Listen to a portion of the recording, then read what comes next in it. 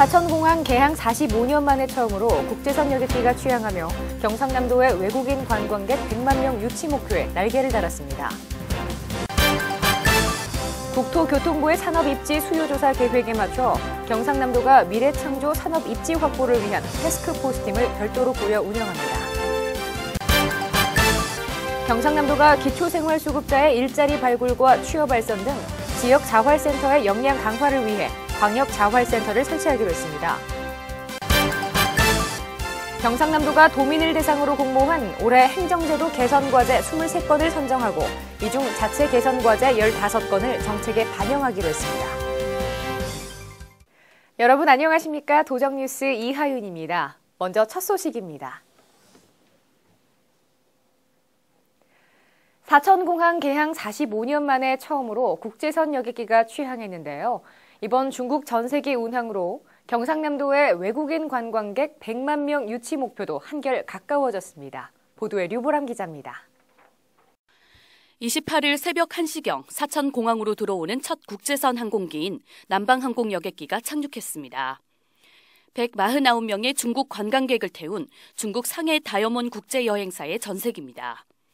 이는 지난 3월 경상남도와 상해 다이아몬드 여행사가 전세기 운항 협약을 체결한 데 따른 것으로 올 연말까지 8차례 운항할 예정입니다. 이번 국제선 취항을 계기로 해서 사천공항이 이제 제2의 도약할 수 있는 그런 기회가 될 것으로 믿어 의심치 않습니다.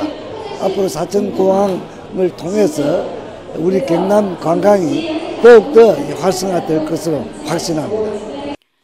국내선만 오갔던 사천공항에 처음으로 국제선이 취항한 날인 만큼 경상남도와 사천시는 첫 해외 손님을 위한 따뜻한 환영 행사를 열었습니다.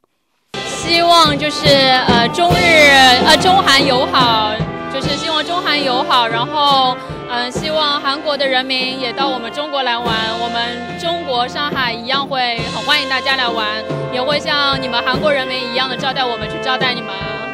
이들은 앞으로 4박 5일간의 일정으로 거제와 통영, 사천 등 경남의 주요 관광지를 돌아보고 오는 2일 사천공항을 통해 다시 출국할 예정입니다.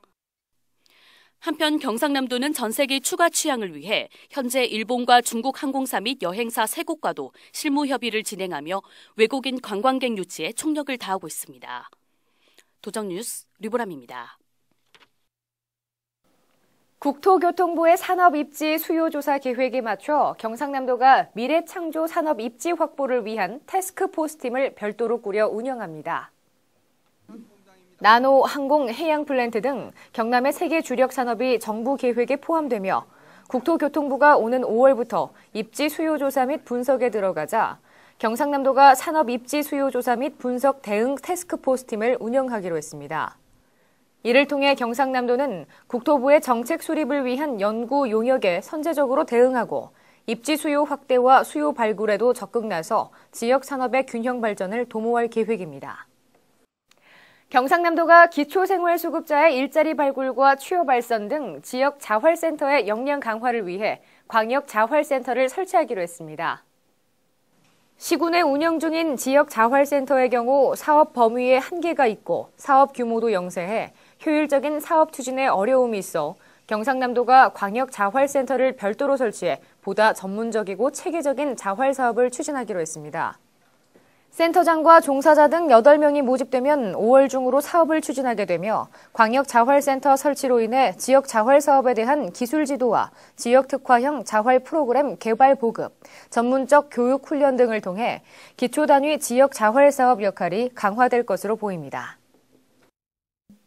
경상남도가 도민을 대상으로 공모한 올해 행정제도 개선과제 23건을 선정하고 이 중 자체 개선과제 15건을 정책에 반영하기로 했습니다. 이번 공모를 통해 접수된 466건의 개선과제를 심사한 결과 진주시 김용환 씨가 제안한 주유소 화장실 공중화장실 표지판 설치가 최우수상에 뽑히는 등 총 23건이 최종 선정됐습니다.